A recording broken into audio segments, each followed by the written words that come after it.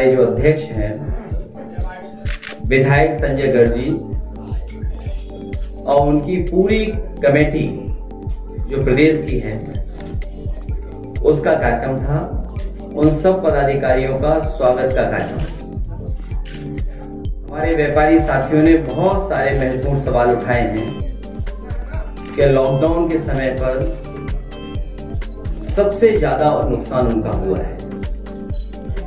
जो बैंक से सपोर्ट मिलना चाहिए था, जो उन्होंने लोन लिया था कारोबार करने के लिए, उस समय कारोबार नहीं हो पाया, तो कोई सहयोग सरकार की तरफ से बड़ी पैमाने पर नहीं मिल पाया। बिजली का बिल भी उन्हें उस लॉकडाउन पीरियड का भुगतान करना पड़ रहा है, जबकि कारखाना कारोबार नहीं हुआ है। जो फिक्स है वो भी देने पड़ रहे हैं। इसी तरह उनके सुरक्षा का सवाल है। सबसे ज्यादा लूट और बर्बादी अगर किसी की हुई है इधर उत्तर प्रदेश में, तो हमारे व्यापारी भाइयों की हुई है।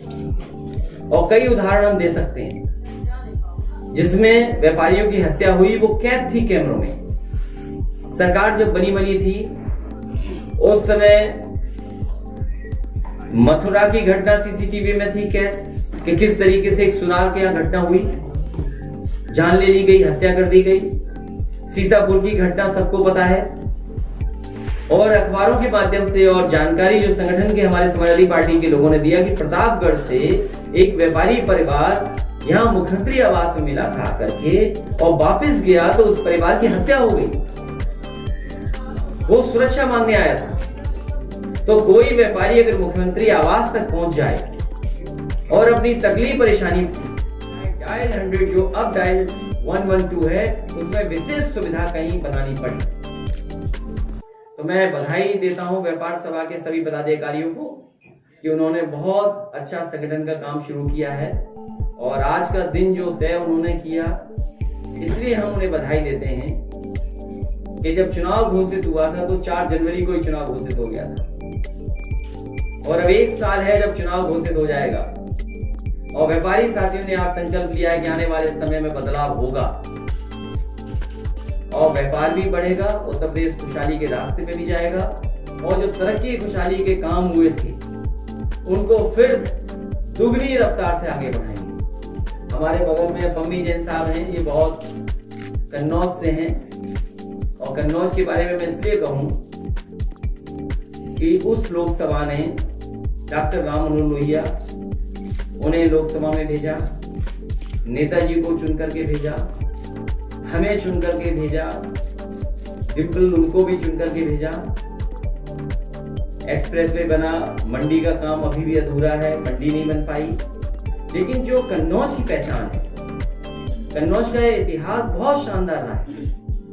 कन्नौज के इतिहास में वो चीजें दर्ज हैं कि सम्राट हर्षवर्धन ने ही कुंभ के मेले का आयोजन किया और वहां पर तय ये किया था कि एक बहुत सुंदर और अच्छा कॉमन फैसिलिटेशन सेंटर बने, प्रोसेसिंग सेंटर बने। बंद कर दिया। वो इसलिए बंद कर दिया कि समाजवादी सरकार ने शुरू किया, लेकिन वो सरकार भूल गई है कि ये काम किसानों के लिए था, व्यापारियों के लिए था। ये समाजवादी पार्टी का सवाल नहीं था।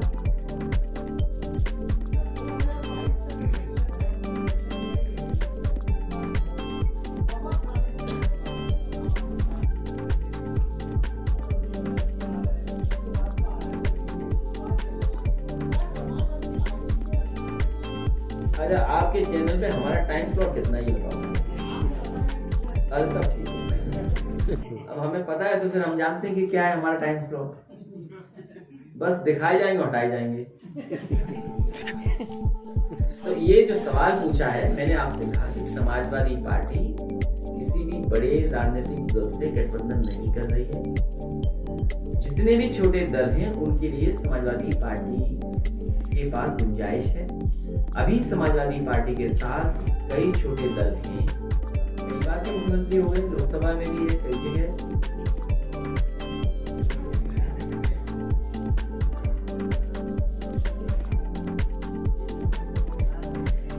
सवाल खत्म। और फिर भारतीय जनता पार्टी के भाषणों में शमशान का रिश्ता तो बहुत पुराना है। भारतीय जनता पार्टी के नेता शमशान को बहुत पहले अपने भाषणों में कहते थे। हमें दुख है कि परिवार के लोग वहां गए और दुख में गए, इतनी पीड़ा में गए होंगे जिनके परिवार के सदस्य जिन्होंने खोया। उन्हें क्या पता था कि जिस छत के नीचे वो बैठे हैं वो छत बालू की बनी है। वो भारतीय जनता पार्टी ने बालू की छत बनाई है। भारतीय जनता पार्टी से क्या उम्मीद करोगे जो शमशान के पैसे को भी लूट ले, शमशान के भ्रष्टाचार करती हो, जो पार्टी शमशान के काम में भ्रष्टाचार करती हो। क्या अधिकारियों पे कार्रवाई कर दी? कोई जिम्मेदार है उनकी मौत का? वो तो भारतीय जनता पार्टी की सरकार खुद जिम्मेदार है। क्या मदद कर रहे हैं 2 लाख की? आपको 50-50 लाख रुपए देना चाहिए, क्योंकि आप शमशान को बहुत ज्यादा याद करते थे। और कोई घटना पहली नहीं हुई है, बनारस में भी इसी तरह घटना हुई है। बनारस में भी लोग जिनकी जान चली गई थी। उस समय भी हमने मांग की थी कि उन परिवार के लोगों की मदद हो, लेकिन सरकार ने क्या मदद की उनकी? वो फ्लाईओवर गिर गया, क्या था उसका? कौन जिम्मेदार था? भारतीय जनता पार्टी उसके लिए जिम्मेदार थी। और जो एक्सप्रेस वे बन रहा है कई जगह, कुछ जगह तो गिरा, कुछ चीजें ऐसी बनी हैं जिसमें कोई क्वालिटी का मापदंड नहीं रखा गया, चटक गई हैं वो चीजें। इसलिए कोई दोषी है। और शमशान में जो जितनी 25 के लगभग संख्या बता रहे हैं कि लोगों की जान गई है, भारतीय जनता पार्टी खुद जिम्मेदार है उनकी मौत के।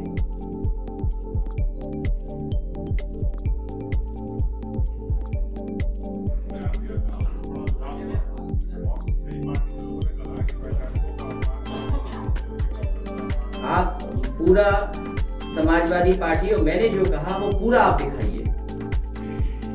आपको पूरा दिखाना चाहिए था। समाजवादी पार्टी या मेरा खुद का बयान किसी भी साइंटिस्ट, किसी भी वॉलंटियर, जो लोग उसमें शामिल हुए हैं, चाहे वो किसी तरह के एक्सपर्ट्स हो, उन पे किसी पे सवाल नहीं है। सवाल भारतीय जनता पार्टी पर है, क्योंकि भारतीय जनता पार्टी ने जो जो फैसले लिए हैं वो फैसलों पर जनता को भरोसा नहीं है। क्या हमने नहीं चैनल देखे? क्या आपने नहीं चलाया? क्या आप दिखाना चाहते हैं? और फिर हम तो ये जानना चाहते हैं कि गरीब को फ्री कब मिलेगा? 1 साल में सबको वैक्सीन हो जाएगी, 2 साल में, 3 साल में? सवाल ये बड़ा है कि गरीब को वैक्सीन कब तक मिल जाएगी? 1 साल में, 2 साल में, 3 साल में? और वैक्सीन के साथ साथ हमें भी और आपको भी मास्क पहनना पड़ेगा। सर, कि अलग अलग जगहों पे नौकरी की वजह से उनको नौकरी नहीं मिली है, इस तरह के लगातार रोज आंकड़े बढ़ते चले जा रहे हैं। डाटा सरकार इस पर कुछ बात नहीं करती है, ना डाटा सरकार के पास है।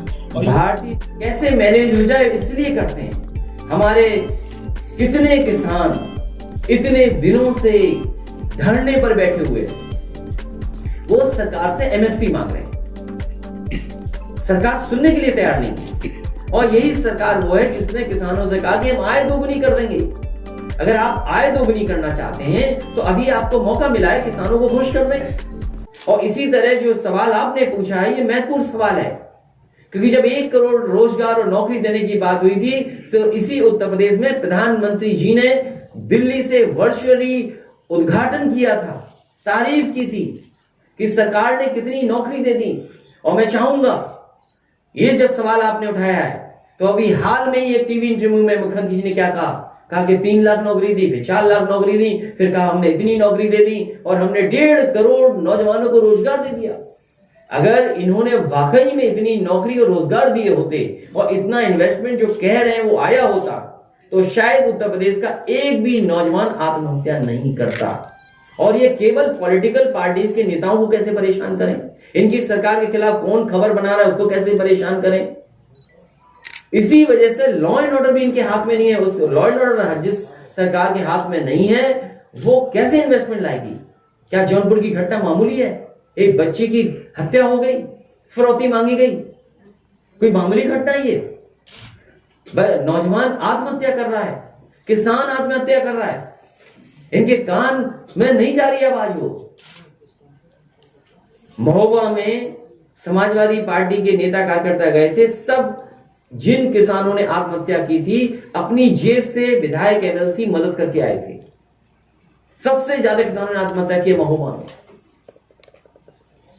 मजदूर मर गए, बताओ, चलते चलते मजदूर मर गए, किसी एक मजदूर की मदद नहीं की भारतीय जनता पार्टी। उसका कॉन्टैक्ट नंबर नहीं है। मैंने वहां के जिलाधिकारी महोदय से कहा कि शायद हमें दे दो उसका नंबर तो हम मदद कर लें। जितने उत्तर प्रदेश के लोगों की जान गई, उन सब की मदद समाज का लाभ लेना चाहती भारतीय जनता पार्टी, हर चीज का लाभ लेना। सर एक मैं चाहूंगा वो नौकरी डॉक्टर्स हैं, नर्सेज हैं, जो भी है, जो भी तरीका अपनाया है, तो उसका कोई प्रोटोकॉल होगा, वो बताएं कि क्या प्रोटोकॉल है। अगर उस प्रोटोकॉल में आते हैं हम, तो हमसे आप सवाल करना। आपको लगता है प्रधानमंत्री बुजुर्ग हैं, वो वैक्सीन लगाते हैं तो वैक्सीन पे लोगों का भरोसा कायम होगा? नहीं, उनकी ऐसे तो उनसे ज्यादा बुजुर्ग हमारे पास चौधरी साहब हैं। ये बात साइंटिस्ट डॉक्टर्स पे छोड़िए बात। हरियाणा के मंत्री को लगाई नहीं, अच्छा ये आप खुद बताइए, आप में से लोगों ने फॉलो किया होगा क्योंकि आप प्रेस में तो फॉलो कर रहे होंगे। हरियाणा के एक मंत्री जी ने, उन्होंने लगाया, उनको लगी वैक्सीन, क्या हुआ उनके साथ बताइए। झूठ बोल रहे हैं, वो झूठ बोल रहे हैं। क्या मतलब? मंत्री झूठ बोल रहे थे, उनको खुद नहीं पता है उनको क्या लगा था।